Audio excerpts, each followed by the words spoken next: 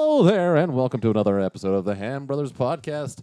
I am your humble host, Robert Burnell. With me, as always, is Anthony Caius. Hey. And the mustachio himself, Matthew Shipway. Thank you for that special intro. I appreciate it. I know, you made a request at the last episode. I did. Do you feel better now about yourself? I feel I can actually talk during this episode. Well, you should refrain from that feeling. I Okay. think. But screw you anyway. It's all about our special guest, the one, the only, Esmarelda Villalobos. Good, thank you so much for coming out. Oh, thanks for having me back. I know. I'm so excited when I heard you guys were back. Our only female guest, brave to return. Yeah, our first and only female guest and first and only returning guest. You guys is don't true. scare me. Well, good. That's what we're hoping that your That's presence, what we go your for. returning presence will inspire and unscare more ladies to come over and join us. All right, well, if things don't go well, they can't blame me. Well, that's true. Yeah, despite what it seems, we know more than one woman. we know other ladies. Speak for yourself, guys. You don't know any other. Esmeralda's the only woman you know. Pretty much. I'm sorry for you. You have to, No, I'll take it. It's fine. it's a big responsibility. Don't The only one expect that much. matters. Don't expect much. Don't expect much. So, of course, like I was saying before we got started, you're our Tarantino expert. So I guess, yeah. I didn't watch any trailers and didn't read anything about what he's doing. I just wrote down the title. So tell me about Once Upon a Time in Hollywood. Once Upon a Time in Hollywood. So, Once Upon a Time in Hollywood's coming out at the end of July. Is that early? Yeah, he started shooting it last summer. He shot it for they were on set for a pretty long time. It's in post right now, so he's working on it right now. It's about 1969. It's about all sort of like concurrent events that are happening in 1969, but it basically revolves around Leonardo DiCaprio, who's a TV actor who's trying to make it in the movie business, and him and his stunt double, played by Brad Pitt, are basically just trying to crack the code of the movie business, but they also happen to live next door to Sharon Tate. So that's how it comes in with the Manson murders and everything. Okay, so that's what's happening. Yeah. Did he write this? He wrote. Oh yeah, of course. yeah. Come on, dude, come on. Go home. It's Noob question. Yeah. Sorry. He wrote it. It was supposed to be originally produced. It got first announced like July of 2017. It was originally supposed to be produced by the Weinstein Company. Then that all fell apart. Why? That of course all fell apart. Which actually I think worked in his favor a little bit, because after that all happened, he had literally all of the studios except for Disney clamoring, like chomping at the bit, to get their hands on this script. It came down to a bidding war between Warner Brothers and Sony. Sony eventually won out, so Sony produced it for $100 million. Oh, nice. Yeah, so coming this summer, we get a $100 million Quentin Tarantino movie starring Leonardo DiCaprio, Brad Pitt, Al Pacino, Margot Robbie, Luke Perry, who just had a stroke, actually. Yeah, I saw that. Shit. God, Tim Roth is in it. Tim Roth, Bruce Stern, I was under everybody. the impression Kurt that Russell. it was specifically about the murders, the Manson murders. That's that's all the shit that I had heard. I mean, Well, when they first announced it, it was like Tarantino's Manson movie. Then it sort of started coming out. He basically said it's not just about the Manson murders. He said it's Right. about 1969, Right. which the As a moon landing whole. was that year. So there's Right. a lot of things were happening in Fuck yeah, 1969. Everything I know about that movie has been produced by my friend who tells me what's going on because he lives in the neighborhood where they've been filming. He's like, Oh, nice. fucking Quentin Tarantino is here again. shut it down my street. No, they shut down streets in Burbank. They shut down streets in Hollywood. I actually went to the set one day and watched them film a scene, because they literally shut down Hollywood Boulevard for about 2 days. And so I actually go to the set, and I was the only person who brought a chair, because I knew that they were filming there, and I specifically went to go watch the maestro work. That's what I wanted to do. And so I brought a chair, and I walked down Hollywood Boulevard, and I go down to one end where all the cameras are, and I ask the guy, "Hey, is there a good spot for people to set up to if they want to sit and watch?" And he's like, "Well, actually, all the action's going to be happening down on the other side of the street." So I walk like 5 blocks all the way back down to Hollywood Boulevard and sit down, and I just sit, and I wait not maybe 10 minutes. I'm sitting there for 10 minutes or less. Next thing I know, the entire production moves over, and they set up the shot exactly in front of me. The car, because it was just Brad Pitt driving down the street. So literally, they set up the car, they set up the cameras, they set up everything. Like I was literally dead in center in front of this car. Brad Pitt was about 12 feet away from me. Quentin Tarantino sitting right there on his little stool, like 10 feet away from me, and I have the best seat in the house to watch them shoot this shot. That was going to be my next question. Was how close did you get to your husband?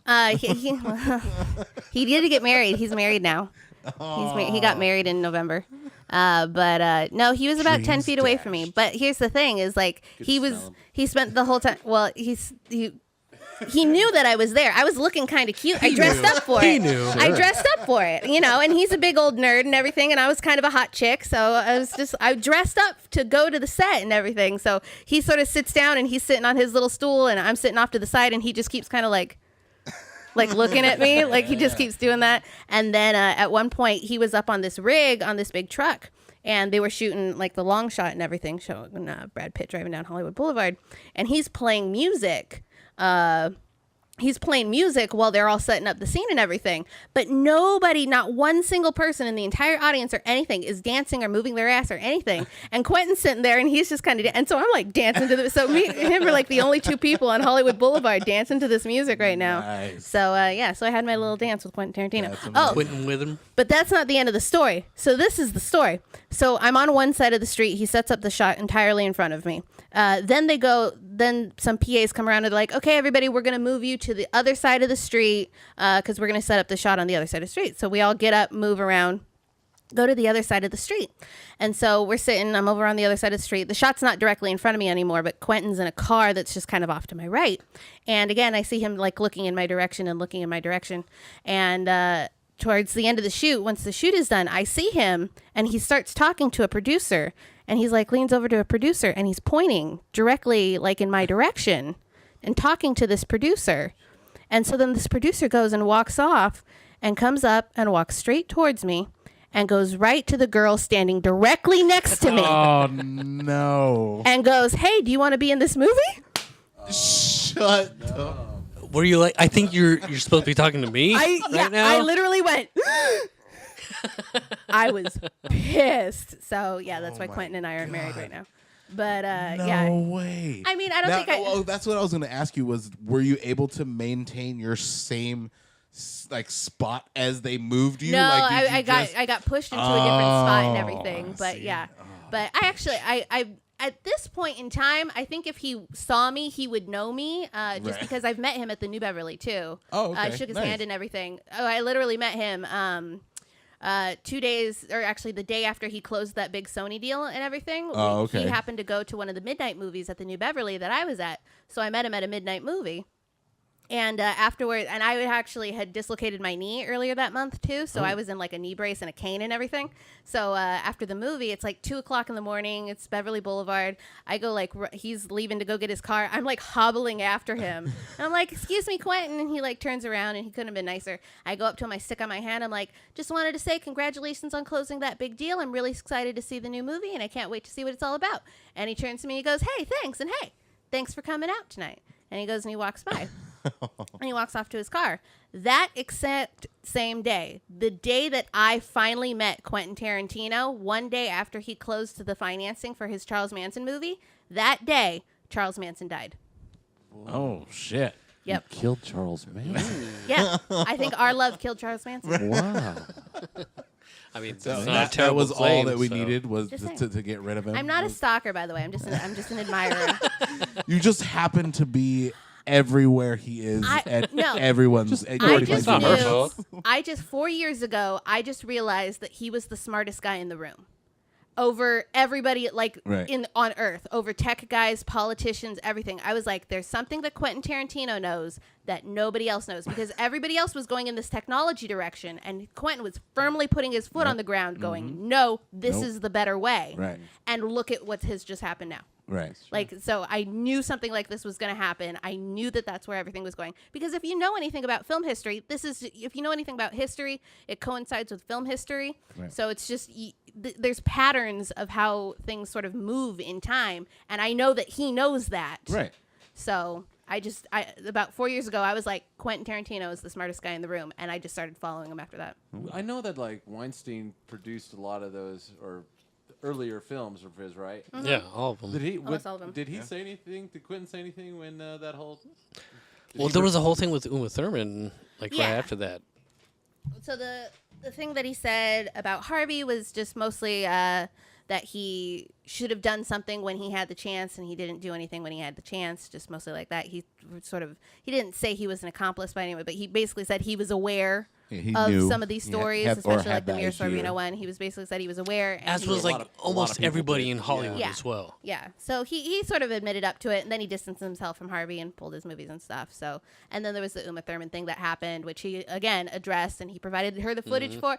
This man, look, he's the smartest guy in the room. Right. He knows how to handle publicity. He doesn't have a Twitter account. He's not reactionary. He knows how to think before he speaks. Yeah, and when he fucks up, he knows how to address it. He knows how to address it, take accountability for it, learn from it, and move Yeah. forward. Like, they kept trying to take him down. There were so many celebrities who jumped on him on Twitter. Judd Apatow jumped on him. Busy Phillips jumped on him. Anthony Bourdain jumped on him. All of these things were happening on Twitter. Like, everybody was like, cancel Tarantino. Like, all that stuff when the Uma Thurman thing came out. And it didn't happen. He still got to shoot his movie. And I guarantee you, when this movie comes out, it is going to rock everyone's course. world. Oh yeah. I'm excited. As As do everything. all- yeah. yeah, exactly. All everything things he else. do. Yeah. There's only a handful of directors that I give a shit about what they're doing next. And Right. He's, He's definitely one of them. Yeah. It's, Yeah. He's very good at interpreting the world events around him and making them relevant to today and everything. So, So all right. So obviously he's the bee's knees. Mm-hmm. The cat's meow. Who's number 2 on your list? oh of my God, I don't directors? even know if I Ha! have Number 2 is a harder question. any. Number 2. Well, I don't know if I have like I've never make top 5 lists or anything like that. I really I just never been that. But a cool thing that happened recently is one of my favorite directors of all time, Amy Heckerling. She started following me on Instagram. Nice. So I'm like friends with Amy Yeah, I saw Heckerling on that, Instagram. I'll take it all day long. You know, like they're playing Clueless at the New Bev in a couple weeks and everything. So I'm gonna go check that out. I was saying you've been heading down there. You had there pretty frequently. Yeah, no, lately. I'm a regular. They know me there and everything now, Nice. so it's pretty cool.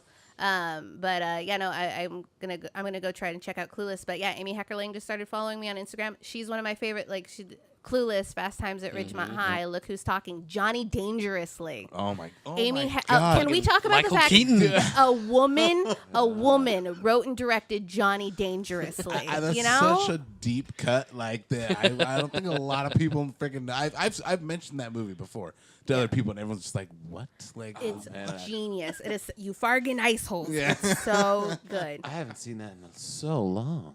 That's been a lot. When's the last time you saw that movie? Dude? Fuck, dude, I couldn't- 1987. Right, like probably 3 years after it Last came time out. it showed up on TV. What's your favorite Michael Keaton role?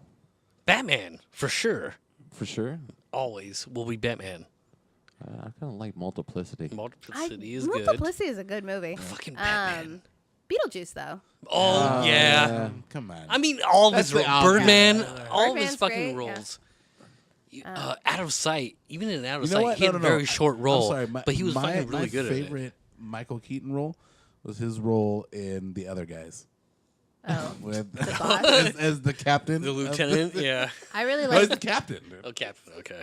I really like The Founder. The Founder's a great movie. That was a Yeah. great movie. So good, so good. Yeah, I remember turning that off. Like, oh well, so they were, they were fucking dicks. Like they totally ripped this guy off, basically, essentially. I don't know. You're looking at me for an. I haven't seen that. No, film, you never so seen I that don't movie. know. He basically like the people that founded McDonald's, the McDonald's or whatever. Okay. They got ripped the fuck off for it in the end. in the Oh long yeah, term. that sounds about right. Yeah. That's This guy most- basically took the idea of just like manufacturing Right. the fast food in a very quick sense like that and kind of spread it out. Yeah. But then ended up stealing it from them. If I recall the film Yeah, correctly. pretty much. More or Like, less, yeah, right? he basically pulls the company out from underneath them. Like the percentages that they got off of it were just nothing compared to the kind of money that was being made. Right. Yeah. Fucking McDonald's. How is your script doing? What is going on? I saw something recently. Yeah. They had some sort of movement with it. No. I've just been entering it into contests. Oh, okay. Actually, I've actually written 3 more scripts since the last time I saw you guys. What the fuck, man? You so- haven't sent me any of them? Oh no! Well, Come on, bro. somebody read Rascal. I don't know. I One of did. you That was yeah, me. you read Yeah, Rascal. yeah, but you said there's 3 other ones. Yeah, there's also so I've written 5 total. So I have Better Off Dad, Rough Cut, Rascal, Smartass, and The Princess. So Okay. those are the 5 that I've written. Nice. I need the other 4 then. Yeah, I no, only I have the Rascal. I should send you guys Better Off Dad, because if you wanted to produce Better Off Dad with yourselves, you probably could, because it's about a bunch of like tech dads who have to take their 7-year-old daughters on like the camping trip from hell. Oh, shit. So Okay. it's just like, yeah, so that's basically yeah. All right. Yeah, that's pretty good. I don't think they'd cast Kai's and I in the same film. We look too similar. I wrote Yeah, it. that's I wrote true. it for Seth Rogen. So I wrote it for like Seth Rogen and Craig Robinson and Oh, Aziz we Ansari. both kind of look like Seth Rogen. Yeah, exactly. That's why I said it kind of fits with We you, actually, so- we all kind of look like Seth. Matt needs the We all have glasses, beards. though. Yeah. Yeah. I mean, I'm But fat, Matt- so. Well, I but don't Matt's know. the closest I'm fat with the and Jewish. Yeah, exactly. Yeah, you got an edge on that. That's my Seth Rogen. Is joke. that Or his laugh? Is That's that his laugh. what that was? No, am I wrong? Sounds like the Cookie Monster, No. mildly amused. Sorry, Seth Rogen. Yeah. What other films are you very excited for that are coming out? The Irishman. Oh, Martin Scorsese. Scorsese. Yeah. Scorsese on Netflix, which I'm still gonna go see it in theaters because. Are they doing a limited release for that? I think that most likely yes. I would assume so. Just probably like in the same vein as Roma, and everything. Which one's? No, I haven't Roma, the Alfonso Cuarón movie that just was nominated for Best Picture. You classless piece of heard. shit. No, It was like a love letter to his mom, he essentially. Yeah, I know nothing about that. yeah. He won Best Director for it. Yeah, Kai's. Dude, I'm sorry. And best God, cinematography. I don't pay attention to Bullshit, the Oscars. because you had the Movie movie pass. pass, Oh, back when MoviePass was great. right? Now Yeah, it sucks. I have. Well, actually, I don't have Movie Pass anymore. I have the AMC one. But that doesn't mean that. I mean, I see a lot of movies. Yeah, I Obviously don't- not enough. Apparently, fuck me then, right? Jesus Christ. What's the Scorsese flick about? The Irishman, I actually don't know. Yeah. I don't know the log line shit, to it off what's the his top of name? my. I'm kind of high right now, guys. I'm sorry. Well, we got you that way. I'm not Yeah. operating on all cylinders. That's Sebastian Maniscalco's in that. Oh yeah. Am I Mhm. saying his name Yeah, right? Maniscalco. Yeah, Maniscalco. I think he was also in Green Book. Yeah. Yeah. But So you've been doing a lot of big things with open mics, and Yeah. I've been seeing you've been pretty busy on Yeah. the circuit. my big thing that I pretty much do is I try to promote the Pomona art scene and the Pomona community a lot. So I try to perform in Pomona as much as I can. We have a really, really, really cool scene that's happening out there. We have an actual following. So at this point, it's like to the point where like I put up an Instagram post, and if I'm performing in Pomona, people actually get off their ass and turn out. Nice, Which, nice. Jesus Christ, like we all know that's the Right? hardest thing in the world for people to do. Can't even it's- get these fucking assholes to show up at any of my yeah, shows. like nobody shows. No, my family doesn't show, friends don't show. But it's finally gotten to the point where it's not that many. It's like 7 or 8 people, but that's 7 or 8 people who actually come to my shows and will come out and support and everything, which is fantastic. That's basically what I've mostly been focused on is just promoting the Pomona arts community. Actually, one of our big singer-songwriters who performs a lot in the Pomona area, his name's Alejandro. He's going to be appearing on American Idol on Wednesday. Oh, nice. So and there's no way that they're going to turn him, like there is no way in hell they're going to turn him away because he is just amazing. Right. But he's actually made the show and everything too, so they're putting him on the show. Yeah, so check that out. That's going to be on Wednesday, and that's one of our Pomona locals. His name's Alejandro. Didn't they cancel fucking American They Idol? did, and then they brought it back like a year later as a reboot. like immediately this time without afterwards? Ryan Seacrest. Well, Well, that's an maybe I improvement. think that they figured if they canceled that all these other like those stop talent these other type of shows, too. would follow suit, and they're You- like, oh shit, wait a minute. You thought that was their strategy? I don't know, man. Why would they cancel the show? Because people stopped watching it. It was on the fucking air for like 20 years or some shit. And then the Seems voice like came out like, oh shit. I don't know. fucked up. I honest to God, I've never seen an episode. Yeah. It Of moved. American It Idol? moved from Fox to ABC. Oh, is so that what happened? Disney that bought it, killed so it? they took it over. Oh, is that what that was the rebirth then? Oh, Yeah. okay. I see. But yeah, no, that's mostly what I've been up to. I'm going back to school right now. Like I got a bunch of stuff that I'm trying to like piece my life together and do a little more stuff like that. But as far as the comedy goes, yeah, I try to keep to the Pomona community as much as I can, and I go out to Riverside a bunch too, so I'll perform out there. But it's a strategy that I had when I started doing comedy because everybody was so focused on social media. Everybody was all about promoting themselves. You ditched it for a while. Yeah, no, I was off social media for probably 2.5 years. Yeah. Bless your heart. It was really hard getting a hold of you. Well, not only that, but I mean, in 2015, I turned off all of my social media. I threw away my smartphone. I switched completely to a flip phone for that whole year. I remember that.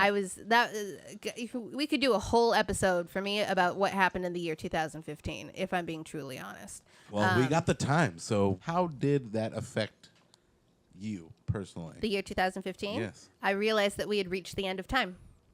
Of all time? No. Just the end of time. Because smartphones took over everybody's common sense. It became too fast. It was moving too fast for us to keep up with. And actually, if you walked into a bunch of buildings and stuff, and I'm talking, I would go into post offices, doctor's offices, businesses, the clocks on the wall, nobody had even touched them for a very long time. The clocks on the wall were all off. Just stopped. The clocks were all stopped Oh. because everybody everybody was has starting a to rely phone. on the Really? phone so much. It was literally, it was, for me, 2015 was like living in a horror film, because it was literally like, I realized I had become addicted to my phone. Right. And so then I put my phone down and I took a look at the world and everyone was staring at their phones. Yeah. And no one was staring at the world around them. Right. And I realized how much the physical world around us was deteriorating very quickly and how no one was focused on the fact that the physical world around us was deteriorating very quickly. They were all focused on whatever racist thing was happening in the day or Right, whatever news. right. Everybody was so focused on the news completely. They were all absorbed in their phones. Well, Not only that, they still are. well, they still are, but it's gonna finally start. The Jussie Smollett thing is literally the straw that broke the camel's back. From now on, people are gonna start having the conversation of what is going on here. Right. And so, but before that, it's been 4 years of a nightmare for me, watching all of this happen, knowing that it's bad, just knowing that it was a bad idea, just knowing that all of this technology at the end of the day was a really bad, poorly thought through idea. Right. You went back though? I went back. I tossed away my smartphone. I switched to a flip phone. I realized that I was the only person who knew about this. Nobody else, everybody kind of called me crazy. Like I got into fights with my parents about it because they were telling me I was crazy and everything. All of my friends thought I was crazy. I lost all of my friends. And because I wasn't on social media, nobody could get a hold of me. Well, nobody was even thinking about me. You get off social media, it's basically like you delete yourself from people's minds. Right. Yeah. Well, we were thinking about you. Oh, thank you. Always. But I was just sort of like completely on my own and everything like that. So that was sort of the realization was that I had to do something about it. And I basically dropped everything that I was doing to do something about it. So the first thing that I had to do was learn how to live without technology, because I realized that my entire life I had relied on a computer. I've basically worked on a computer every single day of my life since I was 8 years old.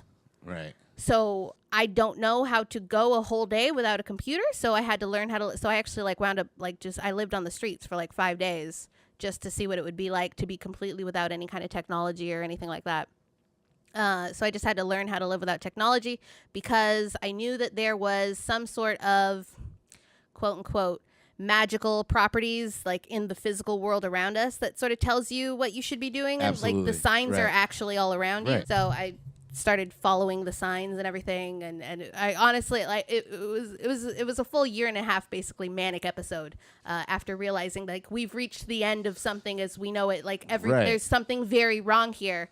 And my mission to fix it was 2 things. It was 1, learn how to live without technology, and 2, transform yourself into a stand-up comedian because people pay more attention to artists than they do to scientists or politicians Absolutely. or anything like that. Right. So that's when I started working really hard at the stand-up comedy because I wanted to be good at the stand-up comedy, because I wanted people to respect me and take me seriously. When the day would then come that I would be able to publicly talk about the fact that the technology industry has really truly been responsible for half of the bad shit that's been happening Right. for a very long time And, now. and it's amazing because you're one of you're the generation that knows nothing but technology. Exactly, yeah. You know, and we're a little bit older, so we have. I the definitely advantage remember a of, time. Yeah, we know a time before the. I remember internet. when AOL was It's- first introduced, and it's like, oh my god, this is Right, revolutionary. so- I can talk to people that aren't right in front of me. So I don't wanna think do that, that's though. That's why like our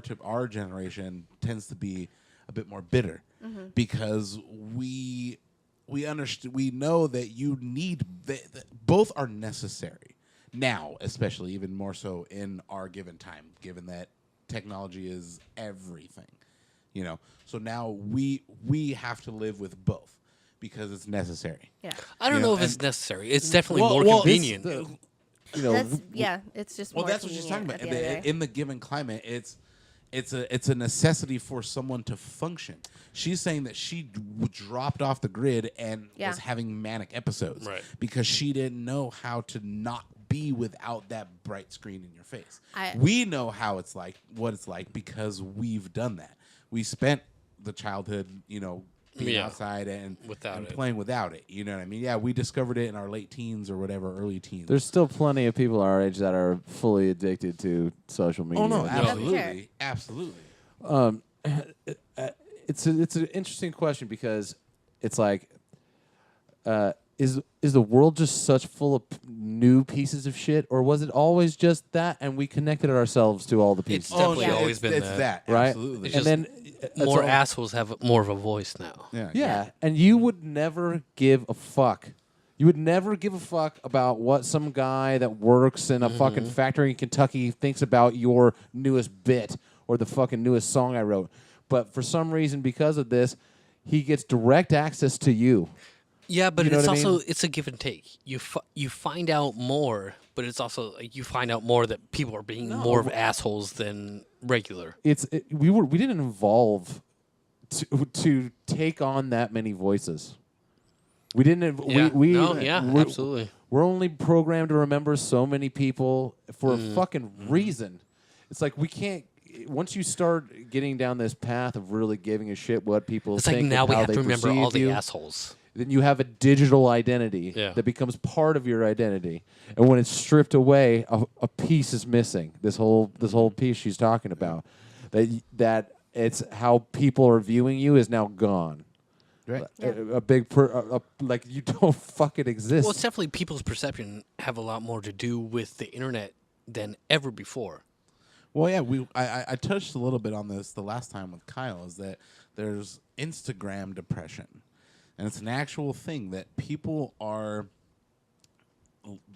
depressed about their life because they don't have as many likes on their Well, it's picture. one of those things where as it this raises other people's person does. serotonin every time they Yeah, get it's a like like yeah, on no, Instagram it's or like the drug Facebook. thing, but yeah, to live your life needing to have the validation online, like that digital imprint is It replaced more currency.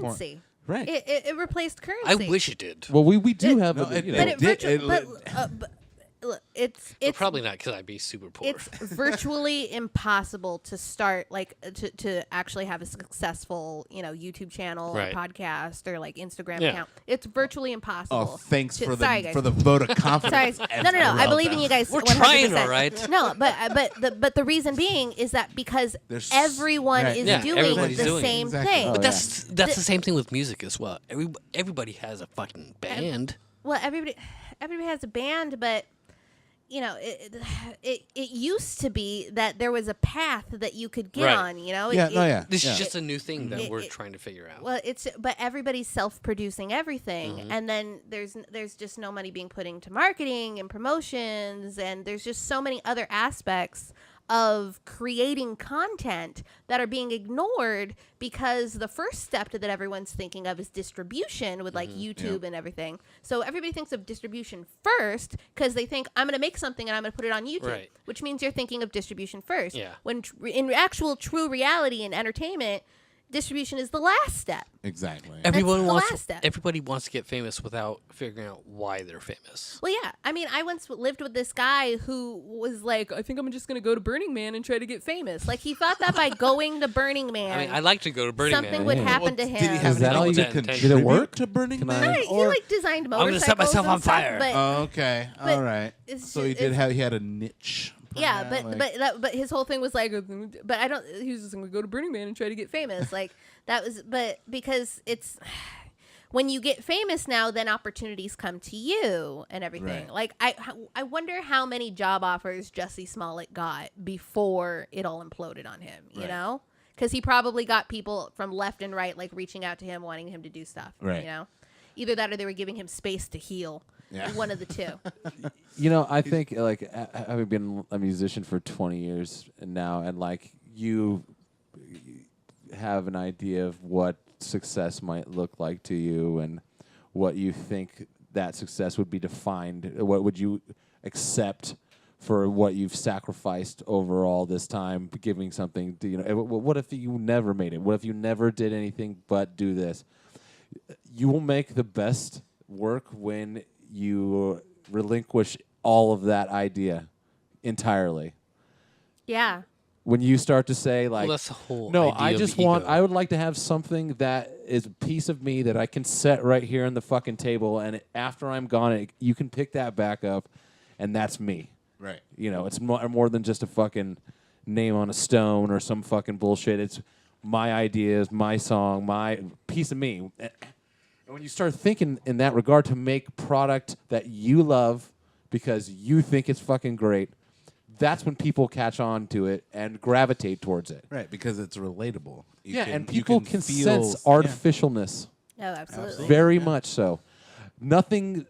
Flop sweat is real. You can fucking smell it from the back of the room because you're trying to play to somebody. Right. You're trying to think about what would somebody like me to say. What is this random 14-year-old in the fucking audience I've Yeah. never met before? How do I How connect does with he fucking feel? Lady Gaga fans?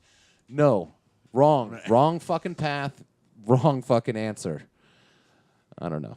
Not to say that I've made much of a success, but definitely the stuff that I'm making. Well, Now you is the best shit stand I've ever behind made. What you do as, No, like yeah. Now that I'm older, I'm making the best material I've ever made, and it's because I've completely relinquished any idea of being successful at Forgotten it. Country. That's pretty up there, dude. That's just nostalgic to you. I had the same sort of when I first started doing stand-up comedy. I think I had the same sort of sickness that everybody gets. That just thinking like I knew I had talent, you know. So all I thought was like, oh, I just need to get in front of somebody and get discovered, Right. and then the door's gonna open, and then all of these opportunities. I either needed to get discovered or I needed to go viral. Those are the two things. Right. Because at this point in time, like nobody's discovering anyone. They're only discovering things off of the internet. Right. And no one, and especially at the time when I was first starting doing stand-up comedy, no one believed anything unless they saw it on their phone. Yeah. Unless yeah, you could, it's unless you definitely could true. verify it Yeah. on Google, it did not exist. It was not a thing. So that's I was trying to get discovered, and I was trying to go viral, mostly because I was trying to get this message out about the technology and everything. Like that's truly what I was trying to say. Is like there's something wrong with the technology, but nobody was listening to me. Like it was just this continuous Well, cycle. now we're at the point where it's like, now if you hear it on through any of these devices or anything like that, then it becomes automatically true. Yes. Depending on your bias. Well, Yes. people are Obviously, more the- cued in. Jesse Smollett, the Momo challenge that's going around right now. Mm-hmm. You know, it's you read it off of this one thing and you're like, oh, well, this is obviously the answer because Yeah. this is where I go to for all of my information, regardless of what other. Well, yeah, that's why when people decry the news media, right? I'm like, dude, it's always been biased to one side. Oh, absolutely. It's up to you to be big enough to put on your fucking Yeah. big boy pants and go, Yeah. okay, yeah, they're gonna lie to me in this fashion. They're gonna lie to me in this fashion. Right. Somewhere in between lie the facts that I can just pull out like well, little especially fucking now, truth like nuggets. we're able to dissolve what's bullshit and what is actually. But that's happening. the thing, though, is that most people that shit don't do wasn't that. happening They 60 years refuse to ago. do that. Yeah, They- that's very true. because They're very it's comfortable in their situation. and like how my they life. so- easier for their opinion to be right. Right. Like, I have no problem with somebody that disagrees with me and has. Really? Well, no, I have no problem. think you're wrong. With someone that disagrees Snopes with that. me Can you and Snopes that that for me? has Oh, it's, a valid reason as to why they disagree with me.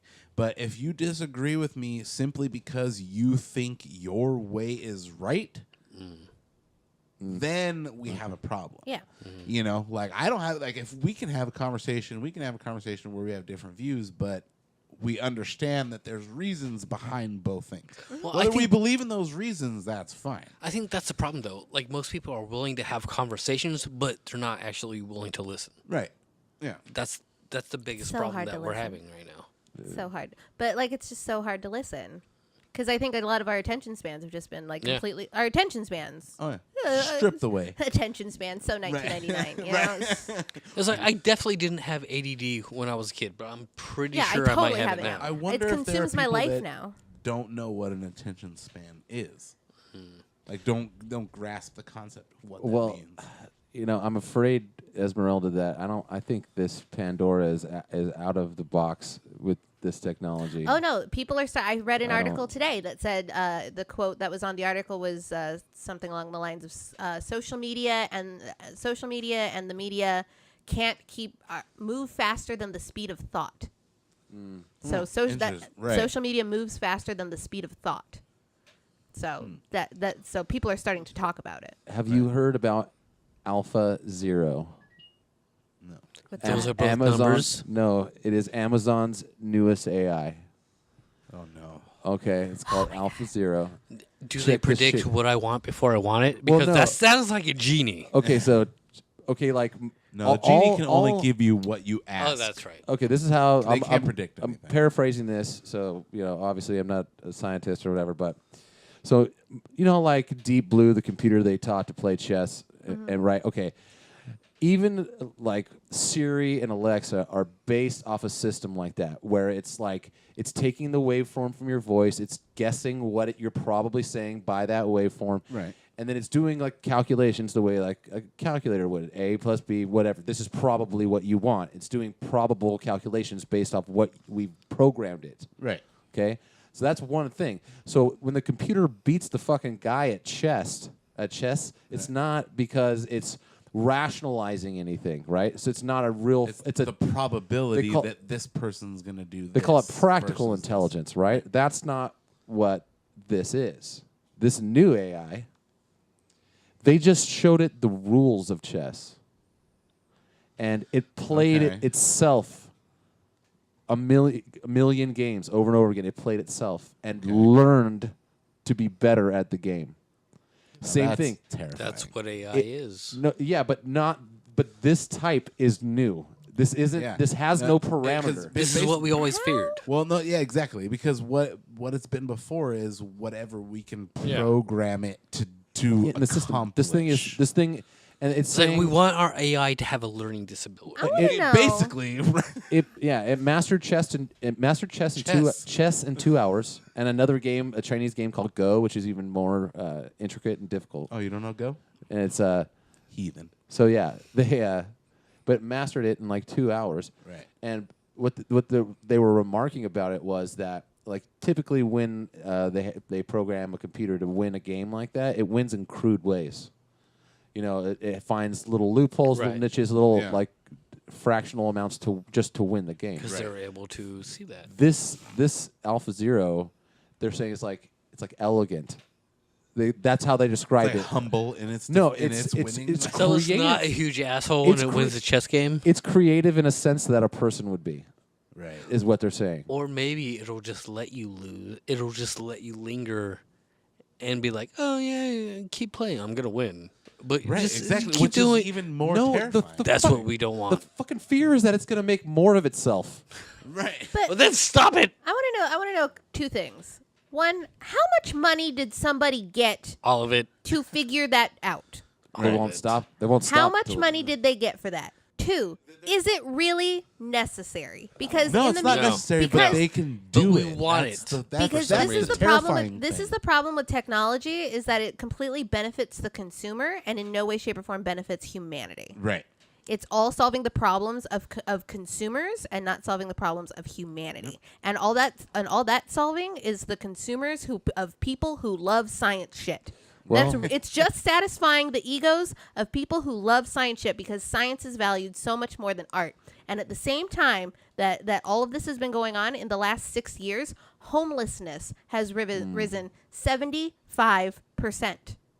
75% increase in homelessness just over the last 6 years while all of this chaos has been going on. 75%.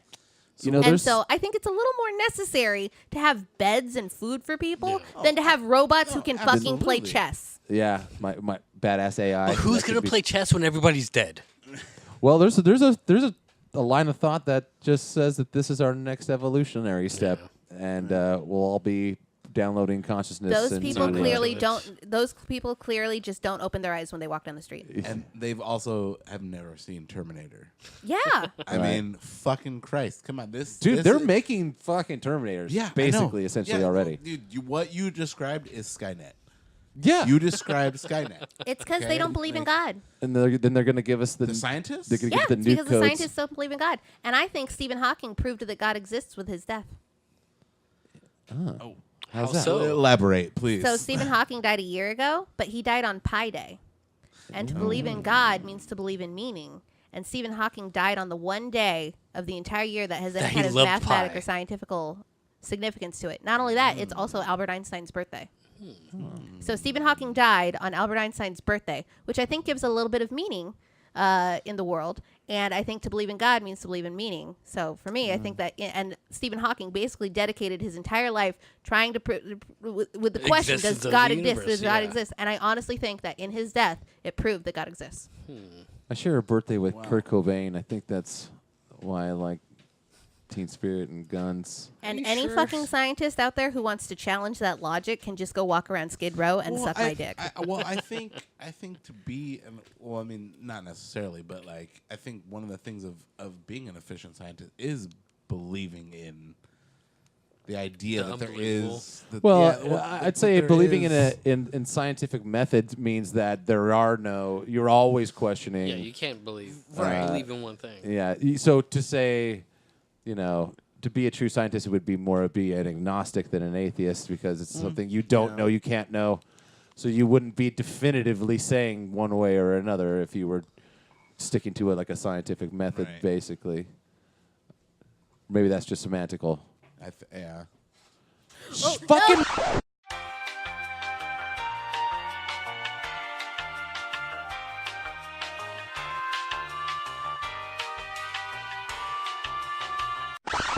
I want Carl's Jr. I'm so There- hungry. there- Like literally, there- all I'm sitting around There thinking is is a like, I Carl's would Jr. really want some Carl's right Jr. here. I know. Luckily for you. That's all I can think about right now. I love Carl's Jr., but it's so expensive. expensive. It's so expensive. I'm You know, addicted to fast food. I mean, just eating out in general, not Yeah. vagina, but eating out in general is so expensive. Oh yeah. I don't know. Well, you didn't notice, but we are Sans Kitchen, which is why the whole Bob's Burgers thing got Oh, derailed. that's right. But yeah, we had no kitchen. So we've been that actually right there, the no. griddle and Oh, how microwave has been my kitchen Oh, how for the funny. last month Oh, my almost goodness. going on. But hopefully within another month or so, we should have a new kitchen, That's good. which will circumvent into the Bob's Burgers Nice. podcast, which actually I've decided will be not Bob. I mean, I'm gonna do a seasonal type of thing, right? So I'm gonna call it Cooking with Kayas, Nice. and we'll do season 1 Bob's Burgers, right? Season 2, another show or movie cookbook because they do all kinds of them, freaking nowadays. Bob's Burgers, Harry Potter, Nice. There's a Harry There's Potter a Harry cookbook. Potter. Oh, absolutely. I just There's- want one of those whenever they have those giant plates that are stacked with the chicken legs. Okay. Like that's what I want. I just want a chicken giant stack, like a giant plate of stacked chicken legs. I'm does sure sound really good right now. I can manage Like that as there's well. just giant plates of food are always my dream. Like I want that. Like I want a big giant plate of hot dogs. Like oh my god. Yeah. Anybody who ever wants to make me happy, just give me like a giant plate of stacked hot dogs. Oh my god. Now, is that with the impression that you have to eat all of those? I don't have to eat them. I just want to visually look at it. I just want to have the option of being able to eat as many hot dogs as I want to eat. Okay, You know, right. like Yeah. it's just like when you're at a ball game or something. I just Right. want to be allowed to eat as many hot dogs as I want to eat. And realistically, like my eyes are bigger than my stomach. I used to be able to eat way more than I can eat now. Right. But You'll have about 2. yeah, I Like, could have. I maybe, could like- probably realistically do 2 hot dogs, but like my Right. brain wants to eat I 5. don't think I've ever eaten more than 2 hot dogs. Yeah. I think that might be the human limit Yeah. for hot dogs. No, people I've eat like eaten at 36 least 4 hot at a dogs. time. No, that's true. People Yeah, eat can't- 36 yeah. hot. Talk to what's his name? Okay, Kobayashi. Kobayashi. normal human beings. I Yeah. guess. Kobayashi. I love him. You know what? I always end up getting where my eyes are bigger than my stomach is sushi. Oh, Oh, for sure. that's I'll easy, get yeah. like 2 rolls and I'll be like, oh god damn it. Pussy. I know. Well, you I- definitely haven't eaten with Anthony Perispolo. No, Dude. shout out Perispolo, sushi champ. No, yeah, I always leave sushi way more stuff than I should Yeah. ever be. And it always happens like this. I'll get through the second round and be like, do I need a third round? Well, I can No, have you don't a need- I don't need it, but I can have it, and I always manage. I always, when I go into sushi, especially all you can eat, I need to get at least twice my money's worth. Well, here's the thing about most And I do sushi it. places. It's like a big fuck you because you can't take that food home. It's like, oh, you have to order it and then eat it while we're watching you. well, it's raw fish. I don't know how much you really want to be taking. You out. got a good like hour or two, Yeah. and then you stick it in the fridge. 2 It'll be hours. good It doesn't for a reheat little it bit. well. 2 hour moment. It doesn't Oh yeah, reheat no, well. you can't take it home. Absolutely. I will take it. Somehow microwaving the tuna just kind of Yeah. changes the consistency a little bit. Now, see, then that's the thing, though. I've realized I don't like. Okay, I don't like sesame oil, which is a main component in spicy tuna. Therefore, I don't like spicy tuna. Therefore, I don't like 90% of fucking Asians? sushi Oh. rolls. Dude, I 'Cause totally they all forgot have- you were a sushi chef for a I while. was. I did work in a sushi. Well, I worked in a sushi restaurant. and Where's my fucking learned- sushi, You don't man? remember that time we had to wait like 3 hours for him to fucking Yeah. Hey, fuck you, man. Yeah. That was the best goddamn California roll you ever had in your life. You fucking It know. was it. all right. No, you need to give me some sushi. Well, buy some fucking fish. Is it? Is that how it works? They Yeah. just buy the fish and you'll. Yeah, make the it? most you guys are making expensive me thing. hungry. We need to. I know. Well, I guess we could probably wrap this one up. We're pretty close to here, an hour. yeah. Oh yeah. Yeah. Yep. Okay. All right. I'm so glad you came Yeah, back. thanks yes. for having me. I feel like we didn't. get Anything you into, want like- to promote or Yeah. what's Oh. going on with you? Oh no. Any shows? Any? Where's that movies open I'll be mic? I'll be at coming the Ice House May 19th. Nice. I'll be at the Ice House May 19th. I can't remember if I got any. I'll be at Ironbark Cider Works in where is that? Claremont? No. Ironbark Cider Works. I don't remember what city Doesn't it's matter. in. Figure it it out is because Claremont. Esmeralda Yeah. is fucking hilarious. Yeah, And Ironbark- she's always a good time whenever Thank you you, guys babe. go see her. Yeah, Ironbark Cider Works. I'll be there March 17th. I'll be doing the St. Patty's Day show there. Nice. And then first and third Tuesdays of the month, we have our open mic at DBA 256 in Pomona. You can always catch me there. That's where I scout local talent. So I have a regular show that I'm going to be producing there. That if you come to my open mic, I may book you on one of my shows. So yeah, come out to that mic so I can see you, because I do actually want to be like I'd like to be a stand. I've always said like I'd like to be a stand up, but I want to be like a one hit wonder, make a little money off of it, and then start a talent management company. Like that's really what I want to do. Smart. Yeah, I want to. I feel like I have a really good eye for talent. Like it's just I've been working in entertainment my entire life. Like and professionally I've been doing it for 14 years and everything. So I think I got a good eye for talent. So I always love to see new talent. I always love to see new comedians. So yeah, first and third Tuesdays of the month at 8 o'clock, DBA 256 in downtown Pomona. All right. Fantastic.